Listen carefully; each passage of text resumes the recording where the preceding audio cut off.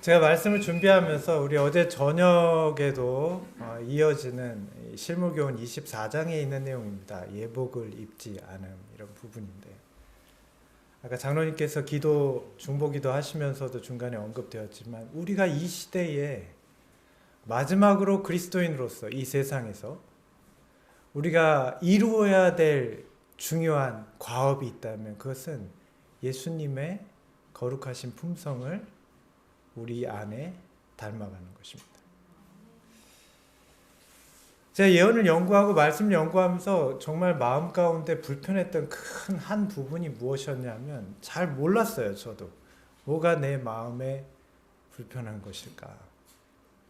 말씀을 증거하고 예언을 증거하고 또 연구한 사실을 여러분들에게 나눠드리고 하면서도 그 무언가 마음에 계속 해결되지 않는 그 답답하고 괴롭고 불편한 마음이 있었어요.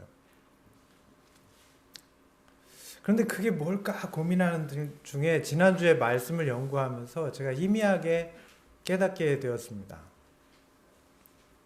내가 말만 하고 있는 게 아닌가라는 거예요. 사실을 알고 있어요. 그리고 그 깨달은 사실을 말해 드렸습니다. 그러나 말만 하고 있는 게 아닌가라는 거예요. 내 자신을 돌아보게 되었습니다. 말은 있었는데 내 자신의 내 안에 나의 모습 가운데 나의 말과 행동 가운데 나의 삶 속에서 정말 내가 증거했던 그 사실들 예수 그리스도께서 그분의 거룩하신 삶의 모습을 나를 통해 드러내고 계시는가. 그것을 내 가정에서 내 아내가 보았는지 내 자녀가 보았는지 확인할 수가 없었어요. 오히려 제가 확인할 수 있었던 것은 자녀들의 모습 속에서 그리고 제 가족 간의 모습 속에서 내가 전혀 그렇게 하고 있지 못하고 있다는 것을 확인할 수 있는 많은 경우가 있었지만 예수님의 거룩하신 품성을 내가 나타내고 있었는지에 대한 확신은 없었단 말이에요. 오늘 우리가 함께 연구하게 될 24장에 있는 내용은 우리가 가진 이 의문과 매우 중요한 내용입니다. 우리가 어떤 부분을 많이 같이 읽고 또 어떤 부분에 대해서 살필 때 좀 내용이 좀 길 수도 있겠지만 여러분들께서도 연구하시는 가운데 그런 귀중한 실마리를 얻게 되시길 바랍니다.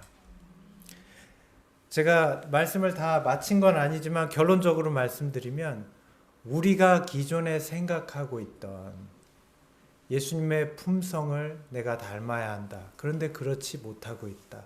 그래서 나는 준비가 안 됐다. 아니 나는 그렇게 닮고 있지 않다. 그래서 닮을 수도 없다. 이런 수많은 우리의 생각들이 뒤집어지는 시간이 되기를 바랍니다. 오늘 이 혼인 잔치는 누구에 의해서 어떤 목적으로 나타내어진 비유인지를 깨닫게 되시기를 간절히 바랍니다. 오늘은 어제에 이어서 마태복음 22장에 나타난 혼인 예식과 예복에 관한 비유에 대하여 실물교훈 24장에 있는 내용을 참고로 하여 말씀을 연구하겠습니다. 먼저 우리가 함께 읽었던 마태복음 22장 11절로 12절에 나타난 말씀을 읽음으로 오늘 이 시간을 시작하도록 하겠습니다.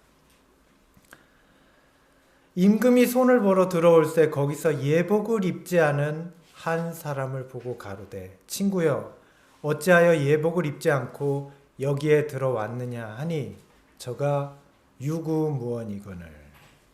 마태복음 22장 11절로 12절의 말씀입니다. 어제 저녁 우리는 이 예복은 율법에 나타난 하나님의 품성을 의미한다는 것을 알게 되었습니다. 저녁 시간 예배를 함께 하셨던 분들 혹은 이 실무교훈 24장을 미리 읽으신 분들은 알 수 있으실 것입니다. 예복은 하나님의 거룩한 품성을 의미한다. 자, 오늘은 이 예복이 의미하는 바에 대하여 좀 더 깊이 연구하도록 하겠습니다. 자, 예복이라는 옷은 입혀지는 것입니다. 자, 하나님의 품성을 왜 예복으로 나타냈을까요? 자, 옷이라는 것은 우리가 입어서 나를 나타내는 거예요. 우리는 그 옷을 통해서 내가 어떤 존재인지, 내가 어떤 모습인지를 발견할 수 있고 보여줄 수 있는 것입니다.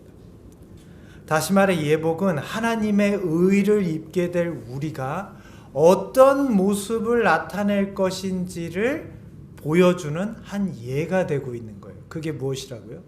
예복 그랬어요. 하나님의 품성은 나타내 보여질 것이다. 누구에게요? 이 예복을 입는 자에게. 자, 이 예복의 의미하는 바에 대하여 좀 더 깊이 알아보겠습니다. 자, 순결한 흰 두루마기는 본래 우리의 시조가 거룩한 에덴에 있을 때 하나님께서 입혀준 것이다. 그들은 하나님의 뜻에 완전히 일치한 생애를 살았고 저희의 모든 애정을 저희의 천부께 바쳤다. 그리하여 아름답고 부드러운 하나님의 빛이 그 거룩한 부부를 둘러쌌다. 이 빛의 두루마기는 하늘의 순결한 영적 옷의 상징이었다. 자, 이 옷에 대하여 우리가 기억할 한 가지는 이 옷은 이 혼인잔치라는 이 혼인식 예식의 비유로만 등장하는 것이 아니라 이미 인간이 이 세상에 창조되었을 때 하나님으로부터 주어진 것이었습니다. 이어지는 말씀입니다. 만일 저희가 하나님께 충실했더라면 그 빛의 두루마기가 언제까지나 계속해서 저희를 두르고 있었을 것이다. 그러나 죄가 들어옴으로 인하여 하나님과의 연결이 끊어지게 되고 그들을 둘렀던 빛은 사라지게 되었다. 자, 이 예복으로 나타난 하나님의 품성은 인간이 창조되었을 때 사람에게 입혀졌던 것입니다. 무엇이요? 우리는 그걸 옷이라고만 계속 생각을 하고 있는데 무엇이요? 하나님의 품성이 인간에게 주어졌어요. 인간에게 입혀졌던 하나님의 성품으로 그들이 하나님의 율법에 순종하는 삶을 사는 동안 영광의 빛이 그 품성을 통해 나타났어요. 빛이 우리를 그냥 두르고 있었다. 그게 옷이다. 그게 아니라 인간에게 입혀진 하나님의 거룩한 품성이 그들을 통해서 나타낼 때 그들은 옷이 필요하지 않았다고요. 하나님의 품성이 그들을 통해서 영광의 빛으로 나타내고 있었어요. 하나님과 같이. 최초의 인간은 그들의 말과 행동에서 하나님의 품성을 온전하게 드러냈습니다. 하나님의 품성을 나타내는 이 빛은 그들이 하나님을 진정으로 사랑하고 그분의 성품을 사모하는 동안 그들을 떠나지 않고 항상 함께 했습니다. 인간이 하나님을 얼마나 사랑했을까요? 진심으로 사랑했습니다. 인간이 하나님의 성품을 어떻게 사모했을까요? 진심으로 사모했어요. 그러나 그들이 하나님의 품성을 의심하고 그분의 율법에 불순종하게 되자 하나님의 품성은 그들에게서 사라졌고 그들을 둘렀던 영광의 빛도 역시 사라지게 되었습니다. 하나님의 품성을 잃어버리게 되자 그 영광도 같이 사라졌습니다. 왜냐하면 그 영광은 어디서 나오는 영광이었죠? 모세가 보았던 하나님의 자비롭고 은혜롭고 노하기를 더디하고 인자와 진실이 많은 품성으로부터 나온 영광이었어요. 이제 그들은 자신의 불의를 드러나게 하는 율법 앞에 하나님의 품성을 싫어하게 되었습니다. 과거에는 그들이 순종하고 그들을 둘렀던 하나님의 품성의 빛이 이제는 그 품성의 빛에 가까이 가면 뭐가 드러나요? 내 불의함이 드러나기 때문에 하나님의 율법과 거기 나타난 그분의 거룩한 품성을 부담스럽게 여기게 싫어지게 되었어요. 그들은 율법에 순종할 수 없게 된 것입니다. 이후 인간은 하나님의 품성을 잃어버리고 무화과 나무의 잎으로 자신의 수치를 가렸던 최초의 범죄자들처럼 자신의 불의를 가릴 무엇을? 자기의 품성을 만들어내기 시작했어요. 인간은 도덕과 수련으로 자기의 의를 이루려고 했지만 하나님의 품성이 없는 그들의 마음 깊숙이 자리한 그들의 이기심과 욕망을 제거할 수가 없었습니다. 인간이 만들어낸 자기의 품성은 이기심과 욕망을 기초로 한 품성이에요. 그것이 일순간 선하게 보일지라도 그 기초에는 뭐가 들어있어요? 인간의 이기심과 욕망이 항상 자리하고 있어요.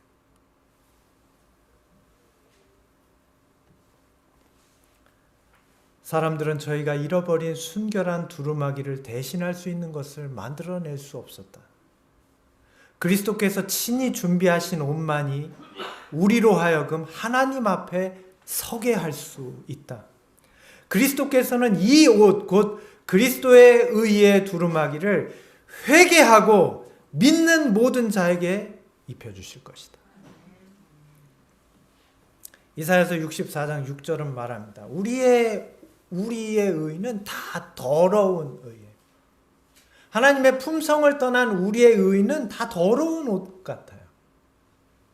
오늘 우리에게 필요한 것은 선한 마음이 아닙니다. 오늘 우리에게 필요한 것은 하나님의 품성이에요. 이것은 오직 하나님께서만 우리에게 주실 수 있는 것이에요. 이것이 하나님의 독생자께서 사람이 되신 이유입니다.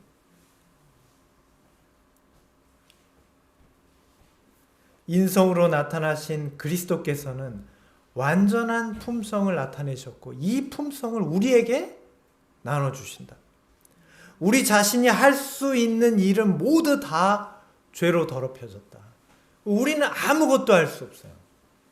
그런데 우리가 어떻게 하나님의 거룩하신 품성을 받게 된다고요?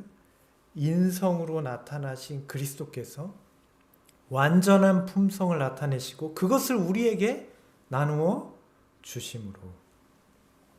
우리는 어제 저녁에 이 혼인식이 의미하는 것이 무엇임을 깨달았죠? 인성과 신성의 결합이에요. 어제 저녁에도 얘기했지만 우리 얼마 전에 결혼식을 경험하신 혼주시잖아요.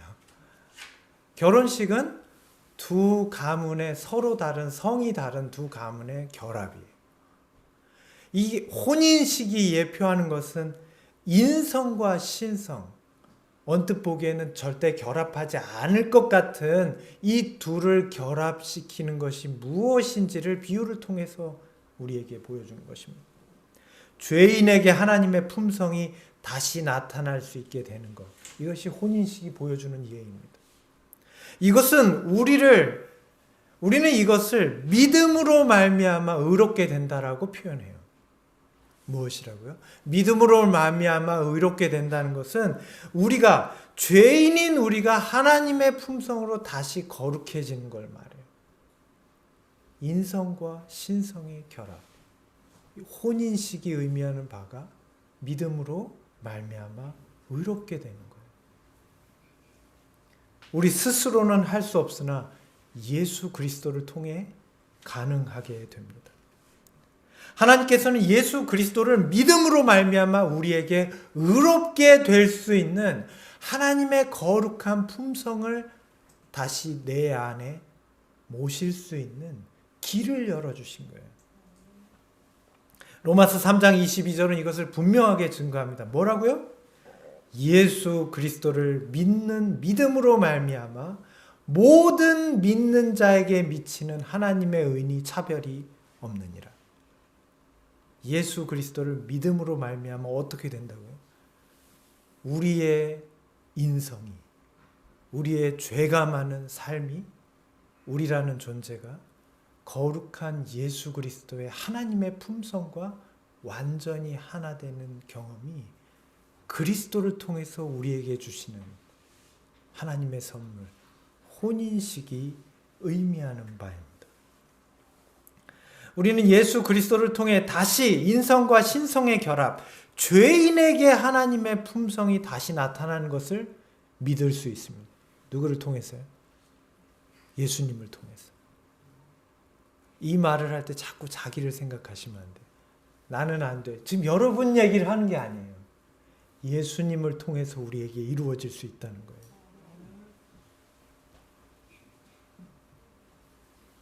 우리처럼 연약하고 죄가 많은 자들에게 어떻게 그런 일이 일어날 수 있을까요? 여러분과 제가 생각하는 부분이잖아요. 기억하십시오. 인간으로 나타나신 그리스도께서는 이 땅에서 죄 없이 사셨습니다. 그분은 우리에게 죄 없는 삶을 주기 위하여 이 땅에 오셨습니다. 그래서 요한일서 3장 5절은 말하기를 우리의 죄를 없이 하려고 나타나셨다라고 했어요. 누가요? 인간으로 나타나신 그리스도께서 오신 이유는 우리의 죄를 없이 하시기 위해 오신 거예요. 그것을 너희가 안 하니 그에게는 죄가 없느니라. 예수 그리스도를 통하여 하나님의 율법에 나타난 하나님의 품성이 그분에게 나타나는 것을 봅니다. 우리가 본 율법은 뭐죠? 우리가 본 율법은 모두 우리를 정죄하는 것이었어요. 우리가 율법으로 가까이 나아갔을 때 본 것은 우리의 양심을 찔리게 하고 우리를 괴롭게 하고 우리는 절대 구원을 얻을 수 없겠구나 하는 것이었어요. 왜냐하면 우리는 거기서 하나님의 품성을 발견할 수가 없거든요. 우리는 하나님의 거룩한 품성을 어떻게 율법을 통해서 봅니까? 율법을 행하시는 그리스도를 통해서 율법의 정신이 그대로 나타난 온전한 순종을 하시는 예수님을 볼 때 우리는 율법에 나타난 하나님의 품성을 발견하게 됩니다. 시편 40편 8절은 그래서 말하고 있어요. 나의 하나님이여 내가 주의 뜻 행하기를 즐기오니 그리스도께서 말씀하십니다. 주의 법이 나의 심중에 있나이다. 예수님 안에 하나님의 율법이 들어있는 거예요. 그것을 우리는 예수님을 통해서 봅니다. 그래서 주님께서는 이 땅에 계실 때 어떻게 말씀하실 수 있었죠? 그는 이 세상에 계실 때 그의 제자들에게 내가 아버지의 계명을 지키었나이다 라고 말씀하셨다. 그는 당신의 완전한 순종으로 말미암아 모든 인류로 하여금 하나님의 계명을 지킬 수 있게 하셨다. 왜요? 예수님 안에 하나님의 품성이 그 영광으로 빛나고 있습니다. 우리는 예수님을 통해서 하나님의 품성을 보았기 때문에 예수님을 통해서 다시 율법에 순종할 수 있는 길이 열린 거예요. 여러분 이 사실을 믿으십니까? 우리는 예수 그리스도의 희생을 통해 하나님의 품성에 대한 오해를 풀었습니다. 아, 저분이 나를 위해 죽으시는구나. 인간은 그동안 몰랐어요. 하나님이 어떤 분인지, 그분은 왜 내게서 군림하는지, 왜 율법으로 나를 옥죄고 계시는지. 그런데 인간으로 나타난 그리스도의 희생을 통해서 하나님의 품성에 대한 오해가 풀렸어요. 진정 하나님은 사랑이시고 우리를 진실로 사랑하십니다. 그러므로 예수 그리스도의 순종을 통해서 우리는 하나님의 품성이 우리에게 나타날 것을 믿을 수 있어요. 인간으로 오신 예수님께서 하나님의 품성을 드러내시고 그 율법에 순종하시는 걸 볼 때 그리스도를 통해서 우리도 하나님의 품성이 예수님과 같이 나타날 것을 그리스도를 볼 때 믿을 수 있어요. 그것이 어떤 상태인지 우리는 다음에 글을 통해 깨닫게 됩니다. 이 말씀을 잘 생각해 보세요. 제가 한번 읽어드렸던 적이 있습니다. 우리가 우리 자신을 그리스도께 바칠 때에 우리의 마음은 그리스도의 마음과 연합되고 우리의 뜻은 그분의 뜻에 하나가 되고 우리의 정신은 그분의 정신과 하나가 되어 우리의 생각은 그분에게 사로잡히게 된다. 마침내 우리는 그분의 생애를 살게 된다. 이게 주님께서 이 땅에 인간으로 오셔서 이루신 일이에요. 우리 자신을 그리스도께 바칠 수 있는 길을 예수님 열어주셨어요. 그분이 인간으로 오셔서 죽으심으로 우리의 마음이 그리스도께 바쳐질 수 있게 했어요. 하나님의 품성에 대한 오해가 풀렸고 사람을 위해 죽어가는 세상 죄를 지고 가는 어린 양이신 하나님의 독생자를 보면서 하나님이 어떤 분인지를 우리는 알게 됐다. 그래서 그리스도의 마음에 우리는 하나가 될 수 있어요. 우리의 뜻은 그분의 뜻과 하나가 될 수 있고 우리의 정신은 그분의 정신과 하나가 될 수 있어요. 그러면 우리는 그분의 생애를 살게 돼요. 지금까지는 우리의 생애를 우리의 품성을 쫓아 살았지만 이제는 그분이 걸어가신 그분의 생애를 사모함과 사랑함으로 쫓아갈 수 있게 됐다고요. 이것이 바로 그분의 의를 옷 입는다는 뜻이다.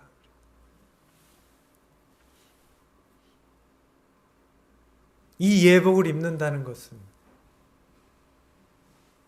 곧 그리스도께서 열어놓으신 그 길을 발견하고 그분을 받아들이는 것을 말합니다.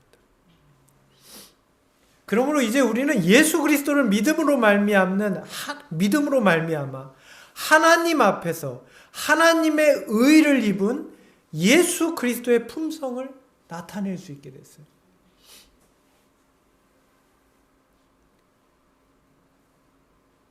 우리가 죄 가운데 할 수 없었던 일이 우리는 예수님을 사랑할 때 이제는 할 수 있는 일이 됐어요. 오직 예수 그리스도를 믿음으로 하나님을 참으로 사랑하고 하나님의 성품을 사랑할 수 있게 되는 것입니다.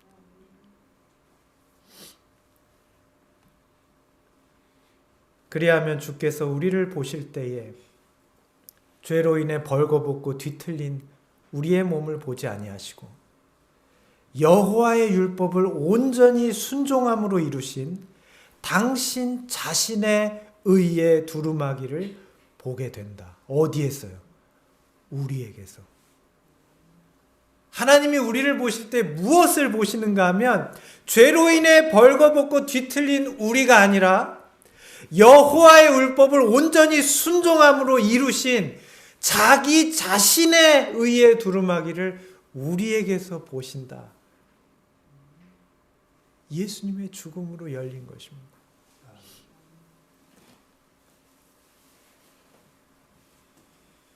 하나님이 우리를 보실 때 그리스도에 나타난 그 하나님의 온전하신 품성을 우리에게서 보게 되시는 것입니다.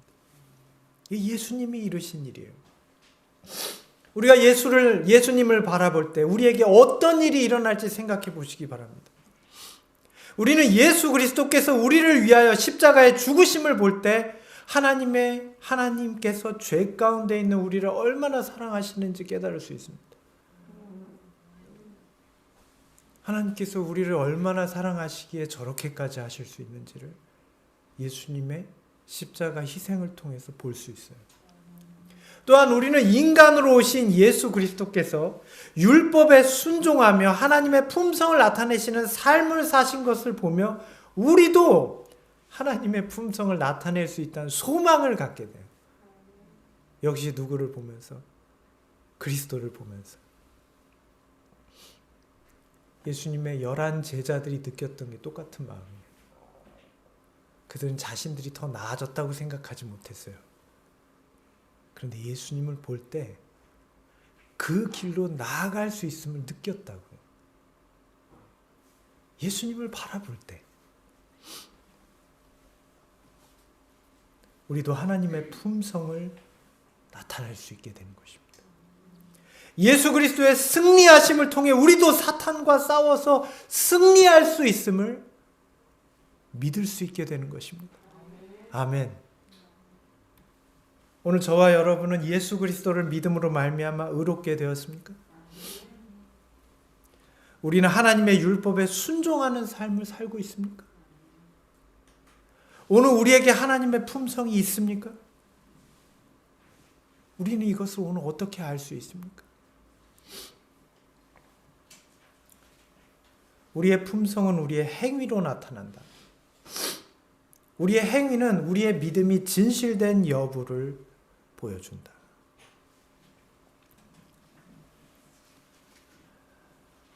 오늘 우리가 많은 부담을 갖는 부분입니다. 우리의 품성은 우리 행위로 나타납니다. 이 말이 사실입니까? 사실입니다. 우리가 어떠한 품성을 가지고 있는지 우리가 알려면 우리가 어떻게 행동하는지를 보면 됩니다.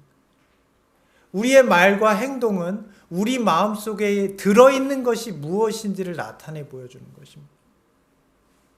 자, 그렇다면 오늘 우리의 문제는 무엇입니까? 우리가 하나님의 온전한 품성을 드러내지 못하는 행위, 우리의 행동에 있습니다. 우리는 왜 그럴까요? 자, 그런데 오늘 같은 말씀에 이런 실마리가 있어요. 우리의 믿음이 진실한지 여부를 보여준다. 무엇이요? 우리의 행동이. 우리의 행동은 무엇에서 나온다는 거예요? 우리의 믿음으로부터 우리의 행동이 나아진다는 거예요. 만약 오늘 우리의 행동이 잘못됐다면, 우리의 행위가 문제가 있다면 그것은 무엇의 문제입니까? 우리의 믿는 바가 잘못되어 있는 것입니다. 오늘 우리의 믿음은 어디에 기울어져 있습니까? 요한일서 3장 23절은 이렇게 말씀하십니다. 그의 계명을 지키는 자는 주 안에 거하고 주는 저 안에 거하시나니 우리에게 주신 성령으로 말미암아 그가 우리 안에 거하시는 줄을 우리가 아느니라. 우리의 말과 행동은 우리에게 예수 그리스도를 믿는 믿음이 있는가를 보여주는 바로미터입니다. 온도계 같아요. 우리의 신앙 이론은 참된 믿음이 아닙니다. 신앙은 이론이 아니에요. 우리가 가진 신앙의 이론은 참된 믿음이 아니에요. 하나님의 말씀에서 하나님의 품성을 경험해야 합니다. 신앙의 이론은 경험과 달라요. 우리는 말씀으로 나타난 예수 그리스도를 경험해야 합니다. 그리고 그리스도의 품성을 사모하게 되어야 돼요.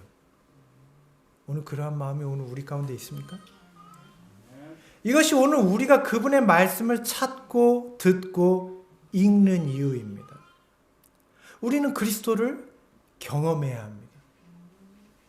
그러면 이것은 우리에게 참된 믿음이 됩니다. 우리가 예수님을 믿고 경험할 때 이것이 우리에게 참된 믿음이 돼요. 우리는 말씀의 행간에서 이 말씀의 한 구절구절들 사이에서 살아 움직이는 예수님을 통해 하나님의 품성을 발견해야 돼요. 그것이 우리로 하나님을 사랑하고 그분의 율법을 사모하게 하는 참된 율법의 정신을 깨닫게 해요.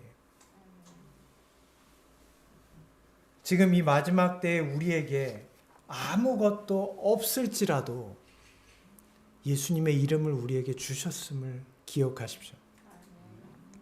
하나님께서는 예수 그리스도를 통하여 모든 것을 우리에게 주셨습니다. 오늘 우리는 많은 것을 얻고자 하는데 그 중에 조금밖에 얻지 못하는 이유는 우리는 뭔가 잘못 믿고 있는 거예요. 하나님이 우리에게 주실 때는 예수 그리스도를 통해서 모든 것을 다 주셨어요. 그런데 우리는 많은 것을 얻고자 하는데 조금밖에 얻지 못해요. 우리의 믿음은 예수님에 있지 않은 것입니다. 오늘 우리가 말씀 가운데 발견해야 되는 것은 그리스도로 통해 나타난 하나님의 품성이에요. 우리는 하나님의 말씀을 읽으면서 그것을 발견해야 합니다. 모세가 보았던, 아브라함이 경험했던 하나님의 품성을 하나님의 말씀을 통해서 발견해야 합니다. 우리는 그리스도에 나타난 행적을 통해서 예수님을 성경을 통해 발견할 때 우리가 보아야 되는 것은 하나님의 품성이에요. 그리스도를 통해 나타난 하나님의 거룩한 품성이에요. 오늘 말씀은 이렇게 증거합니다. 비록 우리가 천하 인간의 오직 예수의 이름만이 사람에게 구원을 줄 수 있는 유일한 이름으로 믿는다 할지라도 우리는 그분을 개인의 구주로 받아들이지 않을 수 있다. 진리의 이론만 믿는 것은 넉넉하지 않다. 오늘날 수많은 사람이 예수님이라는 분의 이름을 알고 그분이 인류의 유일한 구주시라는 사실을 들었지만 그분을 진실로 내 마음의 구주로 믿고 있지는 못하다는 것입니다. 이론으로만 남아있는 것. 예수님께서는 요한복음 3장에서 사람이 거듭나지 아니하면 하나님의 나라를 볼 수 없다고 하셨습니다. 참된 거듭남은 무엇일까요? 성경에 말씀한 참된 거듭남은 성경의 진리가 마음에 새겨지는 것입니다. 자, 성경의 진리가 어디예요? 마음에. 우리는 보통 공책에 쓰잖아요. 쓰는 것도 도움이 됩니다. 제가 요즘 계속 쓰는 것을 애를 씁니다. 저는 이제 이 PC 작업을 너무 많이 하기 때문에 제가 이렇게 다 타이핑을 하고 치잖아요. 그러면 저는 그게 제가 깨달은 줄 알았거든요. 근데 얼마 전에 제가 책 한 권을 접했는데 거기 이렇게 나왔어요. 우리가 이런 단말기를 통해서 기록하는 것은 우리의 기억에 10%도 남지 않는데요. 단지 노트가 이런 화면으로 바뀌었을 뿐인데 우리의 뇌는 이 메커니즘, 이 구조 자체를 기억하려고 하지 않는데요. 기억은 종이와 글을 통해서 기억해요. 오늘날 아이들이 기억력이 없는 이유, 아는 건 많은데 기억은 잘 못해요. 접하는 건 맞는데 깨닫지는 못해요. 이유가 여기 있대요. 그래서 제가 이제 쓰기 시작했어요. 자, 그런데 쓴다고 해서 그것이 내 마음에 들어오는 건 아니에요. 오늘 우리에게 필요한 것은 무엇입니까? 진리가 우리의 마음에 새겨져야 합니다. 하나님의 율법이 예수 그리스도의 말과 행동을 통해 나타난 것처럼 예수 그리스도를 통해 나타난 하나님의 품성으로 우리는 그분을 경험해야 합니다. 예수님을 참으로 마음에 모시는 것은 예수님이라는 분에 대하여 나타난 말씀 가운데 무엇을 깨닫는 거예요? 하나님의 성품을 발견하는 데 있어요. 여러분, 예수님을 보면서 우리는 하나님의 성품을 발견했습니까? 우리는 지금까지 그렇게 말씀을 보았습니까? 우리는 하나님에 대해서 알고 있습니까? 우리 마음의 변화를 일으켜야 합니다. 자신이 죄인임을 깨달아야 합니다. 죄를 미워하게 되어야 합니다. 세상을 사랑하는 마음이 사라져야 합니다. 언제요? 언제 이렇게 될까요? 우리가 예수 그리스도를 말씀에서 발견하고 거기서 하나님의 거룩하신 품성을 깨닫게 될 때, 예수님이 이렇게 하신 것이 하나님의 사랑이고 그분의 행동하신 모든 행동은 하나님의 품성의 표현이었다는 걸 우리가 말씀을 통해서 진심으로 경험하고 깨닫게 될 때 성경의 진리가 마음에 새겨지게 되는 거예요. 그래서 오늘 말씀에는 율법이 우리 가운데 새겨진다라고 그러는 거예요. 그럼 하나님의 율법이 무거운 것이 되지 않아요. 왜요? 우리는 우리 자신이 죄인임을 깨닫게 된 것입니다. 우리는 죄를 미워하게 되는 것입니다. 한쪽으로 사랑하면서 탐닉하면서 포기하긴 아까운데 라는 게 아니라 죄 자체를 미워하게 되는 마음이 우리에게서 생겨나는 거예요. 하나님의 품성을 사모하게 될 때. 그리고 세상을 사랑하는 마음이 사라지게 되는 거예요. 하나님의 품성을 사모하게 될 때. 다윗처럼 내가 주의 전에 있는 것이 좋사오니 내가 주의 궁전에 지키는 개가 될지라도 내가 주의 전에 있겠나이다. 그 하나님의 품성을 본 거예요. 그것으로부터 떠나고 싶지 않은 거예요. 이것이 참된 거듭남의 증거이다. 진리가 마음속에 심겨져야 합니다. 진리가 마음을 지배하고 애정을 통제하게 되어야 한다. 우리의 온 품성이 하나님의 말씀으로 인쳐져야 한다. 신의 성품을 나눠받은 사람은 하나님의 거룩한 율법에 일치하게 된다. 모든 것의 핵심에 뭐가 있어요? 하나님의 품성을 깨닫고 사모함으로 그분의 거룩하신 품성이 내 안에 들어오는 데 있었어요. 율법을 행하고 못 행하는 것이 중요한 게 아니었어요. 그분의 품성이 내 안에 그리스도를 통해 자리하게 될 때 하나님의 율법은 저절로 지켜지는 거였어요. 오늘 우리는 그리스도를 통해 하나님의 품성을 발견해야 합니다. 그것이 율법입니다. 그것이 율법에 나타난 하나님의 품성입니다. 많은 기독교인들이 생각하는 것처럼 예수님은 하나님의 율법이나 구약 성경을 폐하러 오셨다라고 생각해요. 많은 그리스도인들이 그렇게 생각해요. 구약 성경은 폐하였으니 읽을 필요가 없다. 하나님의 율법은 폐한 것이니 그것을 지킬 필요가 없다라고 생각해요. 그렇지 않습니다. 오히려 예수님은 사람들을 통해 완전하게 나타내지 못한 율법에 나타난 하나님의 품성을 완성하려고 오셨어요. 우리가 가장 부담스럽게 생각하는 말 중에 하나가 율법의 완전이잖아요. 우리의 성품은 완성될 수, 제가 좀 여쭤보겠습니다. 우리의 성품은 완전해질 수 있습니까? 대답하기 힘드시죠? 아니라고 생각하세요?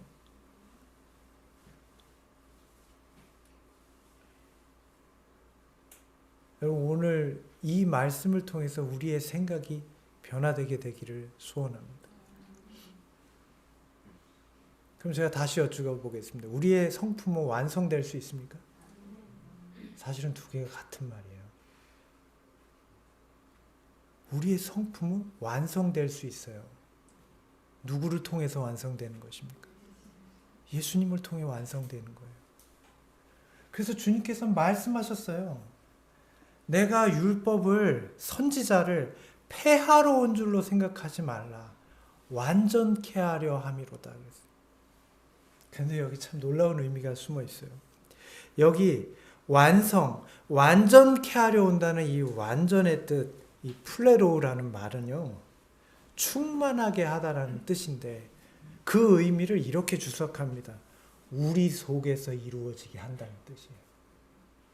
그 율법의 완성이에요. 예수님의 말뜻을 아시겠어요? 내가 왜 인간으로 온 줄 아느냐? 너희 속에서 이 율법이 완성되게 하기 위해서 인간으로 왔노라라는 뜻이에요.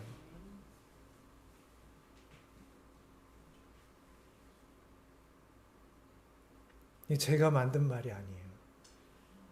그게 예수님이 하신 말씀이에요. 내가 너희 안에서 이 율법이 완성될 수 있도록 하기 위해서 내가 있다 그러는 거예요. 내가 인간으로 와서 너희 속에서 너희를 완성하는, 너희의 품성을 완성한다는 거예요. 완전하게. 이게 율법의 완전이에요. 예수님이 우리 안에서 행하시는 일이에요.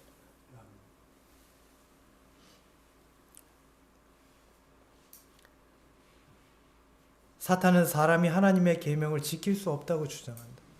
우리가 생각하는 생각들은 다 마귀의 주장이에요. 왜요? 그 사람은, 그 존재는, 사탄은 우리가 이 율법을 온전히 지키게 되기를 원하지 않아요. 사탄은 우리에게서 하나님의 품성이 나타나는 것을 가장 증오하는 존재예요. 그래서 그것을 없애기 위해서 최초의 인간을 유혹한 거 아닙니까?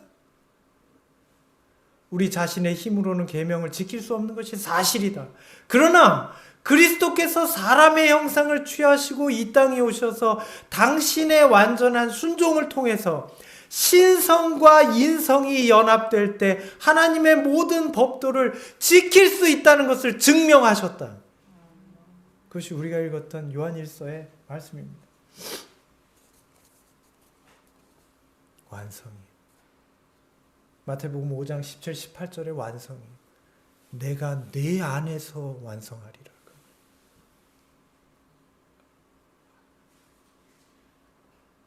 율법을 완성시키시는 예수님께서 무엇을 통해서요? 우리를 통해서 완성하십니다. 우리가 하나님의 계명을 지킬 수 없다고 생각하게 하는 것은 사탄의 유혹입니다.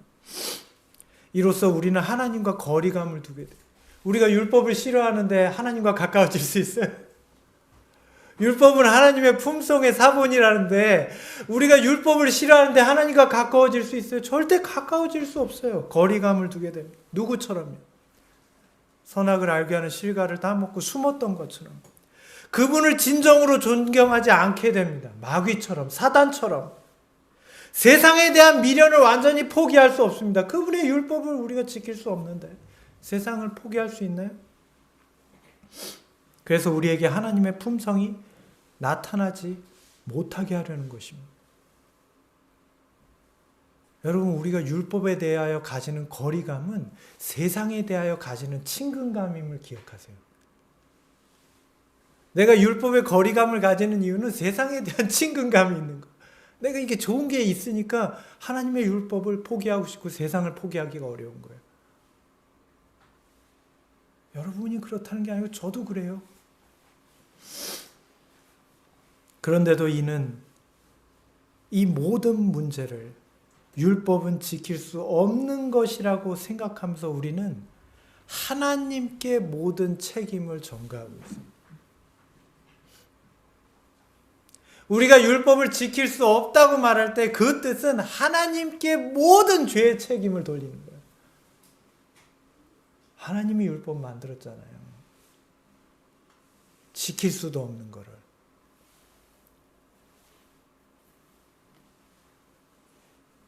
누가 그렇게 했죠? 사탄이 그렇게 주장해요. 이 역사의 대쟁투의 마지막에는 율법을 공격하고 무용하다고 주장하는 사탄이 있어요. 그런데 거기 누가 나타나셨습니까? 그리스도께서 나타나셨어요.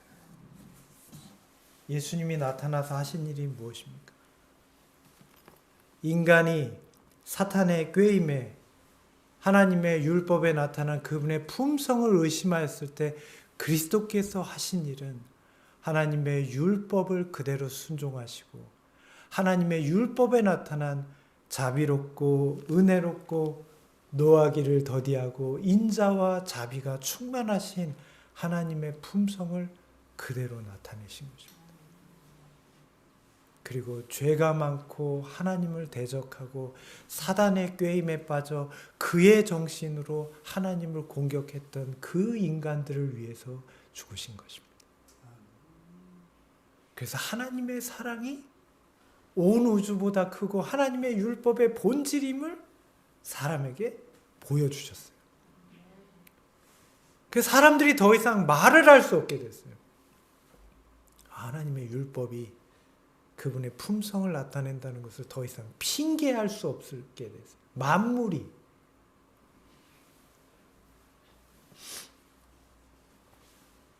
예수님께서는 율법에 순종하는 하나님의 품성을 나타내는 삶을 우리와 같은 사람이 되심으로 보여주셨습니다. 우리도 그분처럼 하나님의 품성을 나타내는 순종의 생애를 살 수 있음을 증명해 보이신 것입니다. 오늘 우리에게 필요한 것은 행동이 아닙니다. 오늘 우리에게 필요한 것은 믿음이에요. 오늘 우리가 좌절하는 이유는 우리는 행동이 필요하다고 생각하고 계속 좌절하고 심지어는 율법을 공격해요. 지킬 수 없다고 말해요.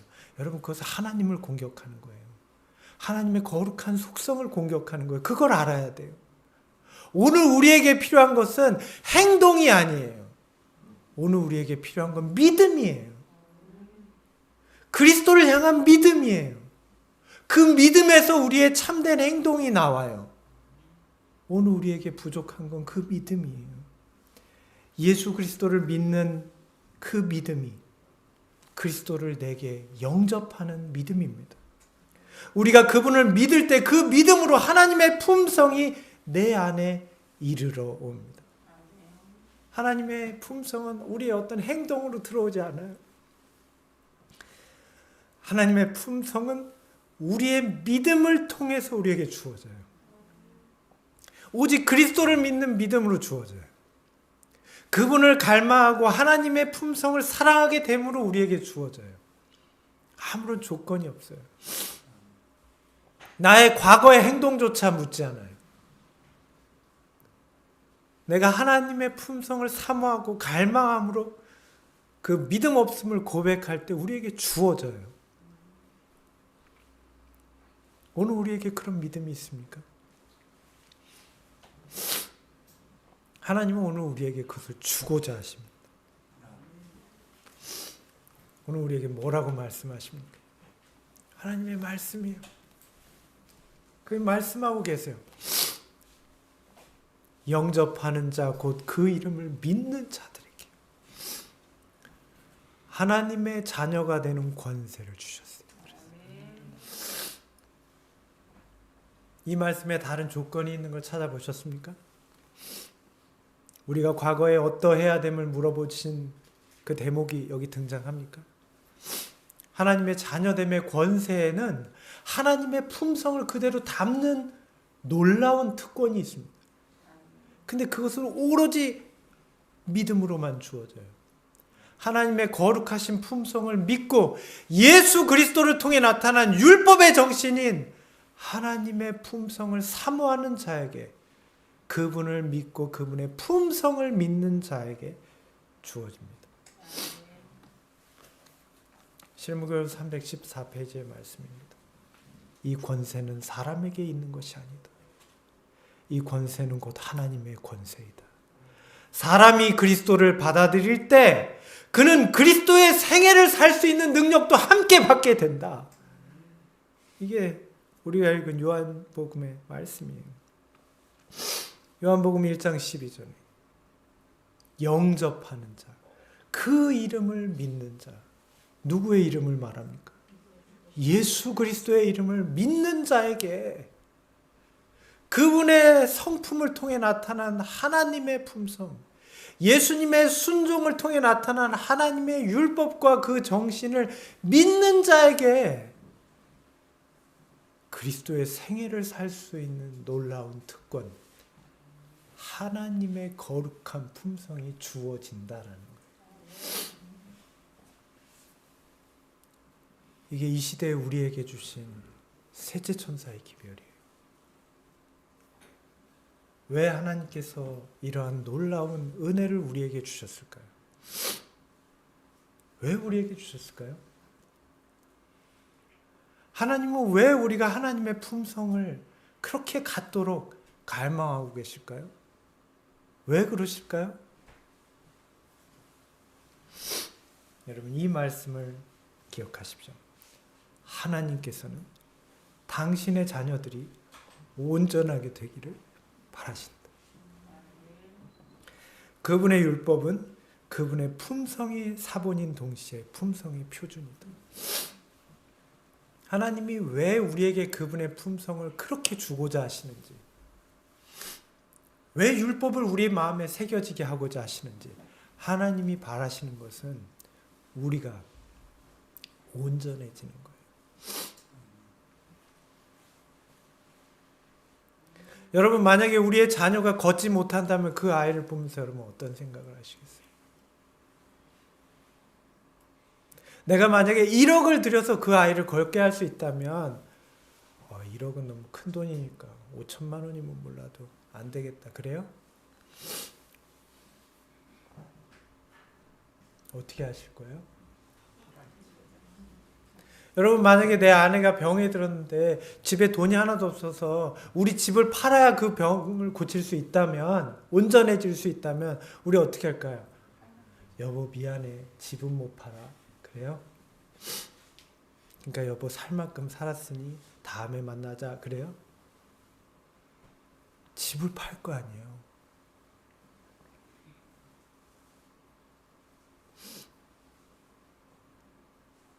아들이 감옥에 가면 내가 대신 갈 수 있으면 내가 대신 가고 네가 나왔으면 좋겠다. 그게 우리 인간도 있는 마음이잖아요. 거룩하신 하나님, 온전히 사랑이신 분, 우리를 살리려고 그 아들까지 내어주신 분, 우리를 온전케 하시기 위한 하나님의 선택은 우리에게 그분의 거룩한 품성을 주시는 거예요. 그것을 위하여 하나님은 모든 것을 포기하셨어요.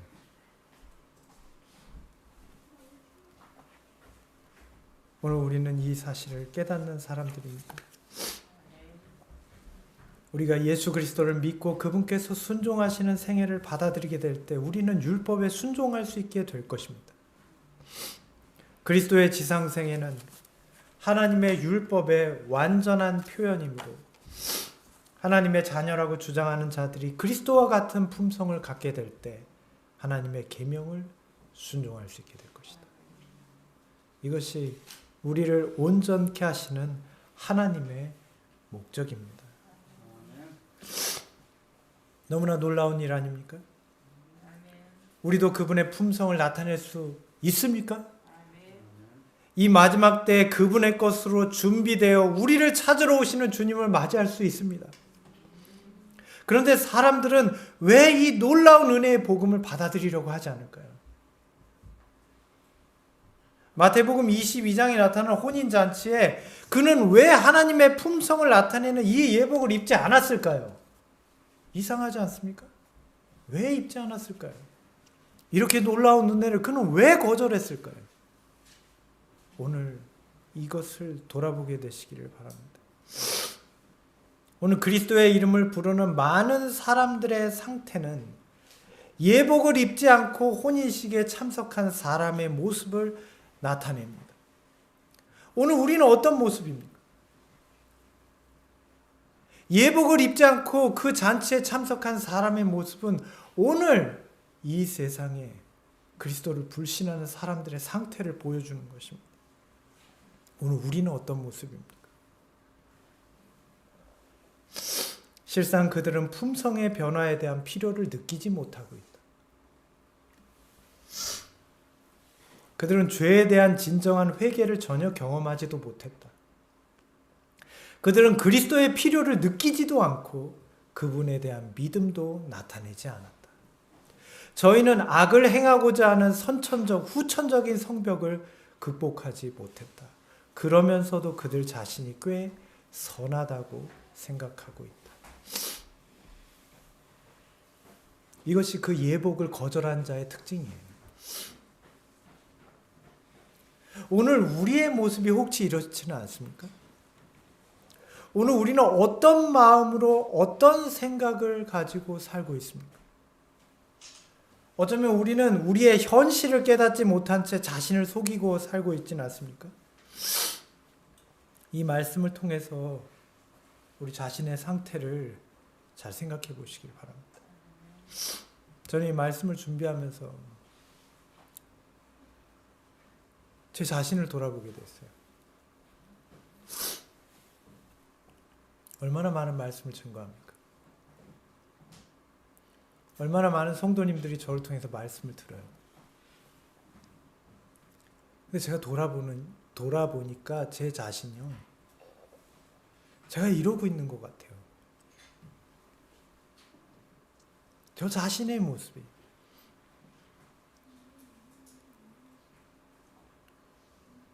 내가 정말 예수님의 품성을 그렇게 사모하고 있었나?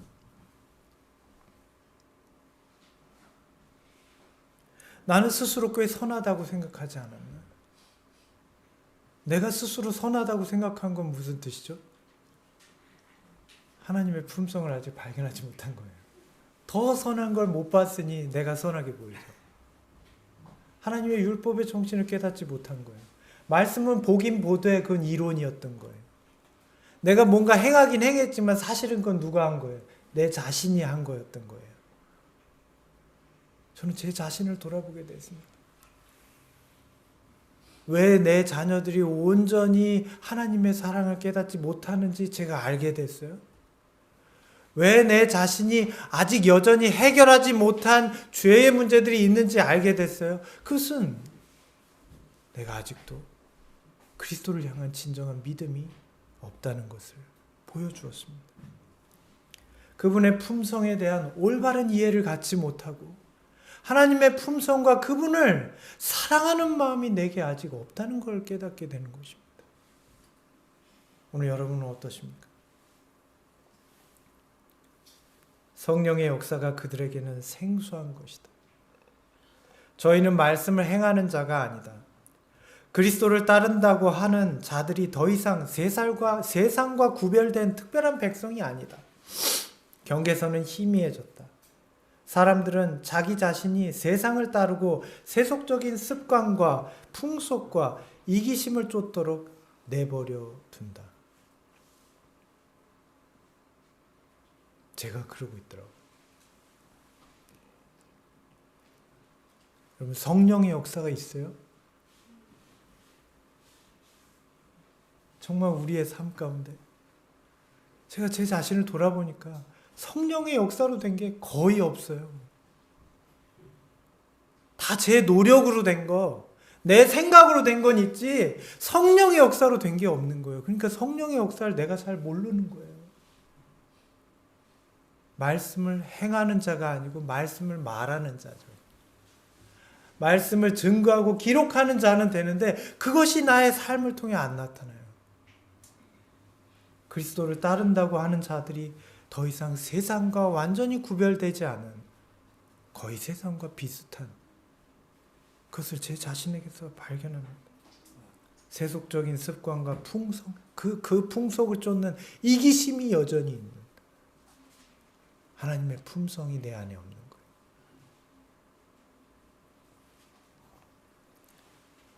세상이 교회로 돌아와 하나님의 율법을 지켜야 할 터인데 오히려 교회가 세상으로 기울어 하나님의 율법을 범하고 있다.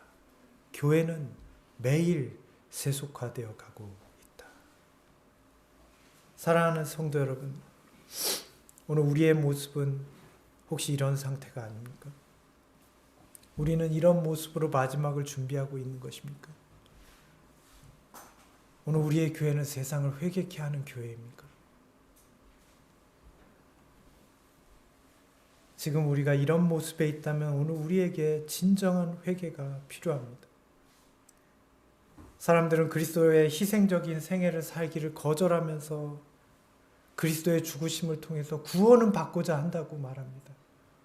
오늘 이것이 저의 모습이었어요. 그리스도의 희생적인 삶을 살기는 거절하면서 그리스도를 통해서 구원은 받고자 하는 것. 하나님의 품성을 내가 받는 건 좋아해요. 그분이 자비롭고 은혜롭고 그래서 나한테 주는 건 좋은데 그분의 품성이 나에게서 나타나는 건 싫어요. 그럼 내가 손해보잖아요. 내가 그렇게 자비롭고 은혜롭고 노하기를 더디하면 어떻게 해요? 망하라고요? 그것이 제 자신의 모습이 아니었나 생각하게 되었습니다. 그러나 여러분, 바로 이런 모습이 우리의 모습이었다면 오늘 우리에게 진정한 회개가 필요한 것입니다. 하나님의 말씀은 오늘 그것을 비춰서 우리에게 보여주시는 것이에요. 우리의 모든 잘못된 상태를 주님 앞에 고하고 회개할 때 아직 기회가 있어요. 은혜의 때는 아직 끝나지 않았어요. 오늘 이 혼인식은 바로 우리를 위해서 준비된 거예요. 혼주가 누구인지를 생각해 보세요. 이 혼인식의 혼주는 바로 우리를 사랑하시는 그 하나님이에요. 우리를 향하여 자비롭고 은혜로우신 그 하나님이 우리의 혼주예요. 그래서 이 혼인식에 우리를 다시 재차 3차 초청하신 거예요. 그 혼인식의 초청은 한 번 이루어진 게 아니에요. 끊임없이 보냅니다. 자기 아들까지 보냈어요. 그러나 그들은 죽였어요. 그런데도 불구하고 주님께서는 다시 이 세상을 향하여 마지막 초청을 하고 계신 것입니다. 이 혼인식을 통하여 예수 그리스도를 통해서 우리가 하나님의 거룩한 품성, 인성과 신성이 완전히 하나 되기 때문에 오늘 우리를 마지막 초청을 향하여 부르고 계신 것입니다. 여러분, 이 혼인식에 초청된 사람으로 하나님의 거룩한 품성의 예복을 입으시겠습니까?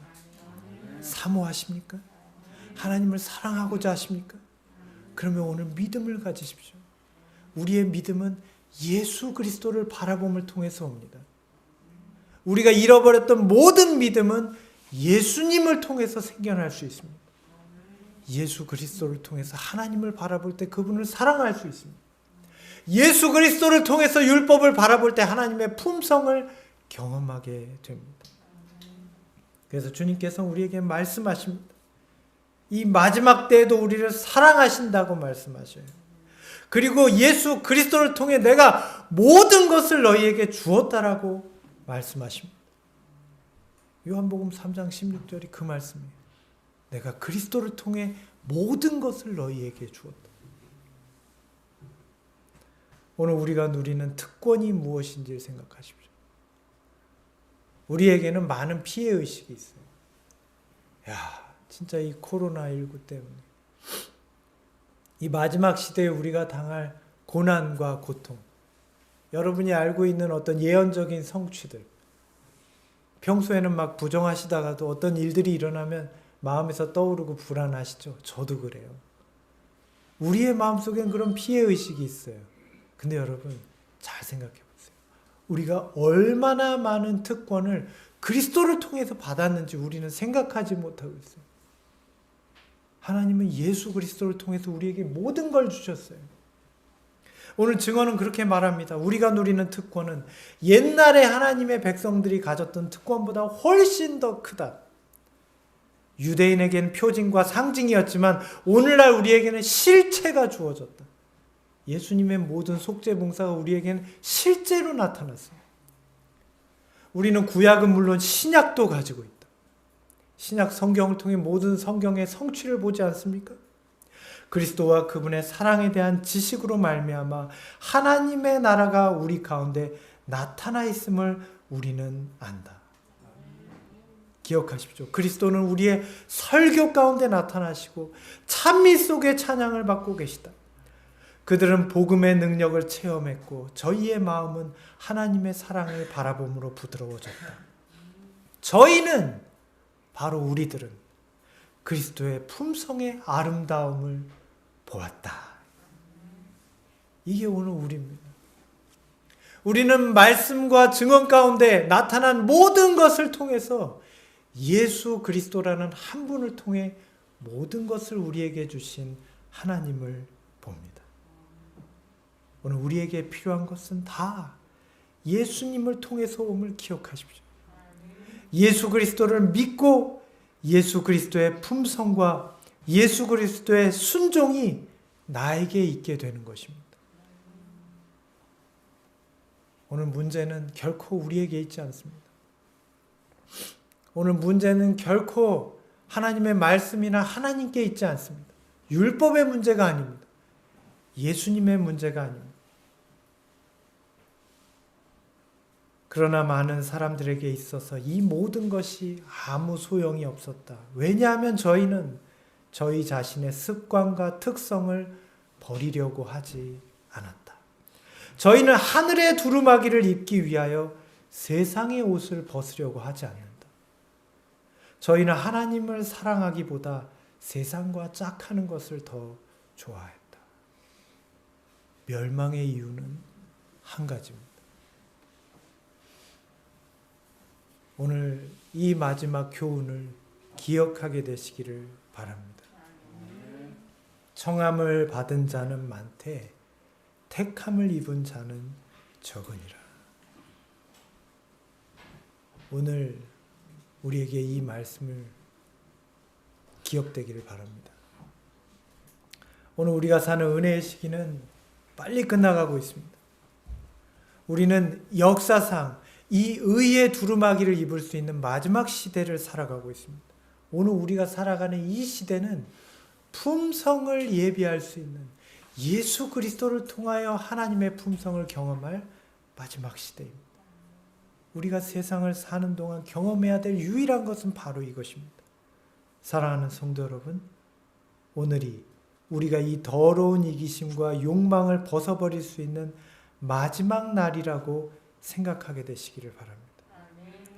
바로 오늘이 우리가 예수 그리스도를 통해 나타난 하나님의 품성의 옷을 입을 유일한 기회인 것처럼 살아가십시오. 그리고 하나님을 사랑하고 하나님의 품성을 갈망하십시오. 그분을 사모하는 자, 그 사랑을 갈망하는 모든 믿음 있는 자들에게 이 약속이 성취되게 될 것입니다. 오늘 주님의 귀한 약속이 우리에게 성취되게 되기를 바랍니다. 누구든지 깨어 자기 옷을 지켜 벌거벗고 다니지 아니하며 자기의 부끄러움을 보이지 아니하는 자는 복이 있도다. 요한계시록 16장 15절의 말씀입니다. 이 말씀이 저와 여러분 모두에게 임하게 되길 바라며 오늘 말씀을 마치겠습니다.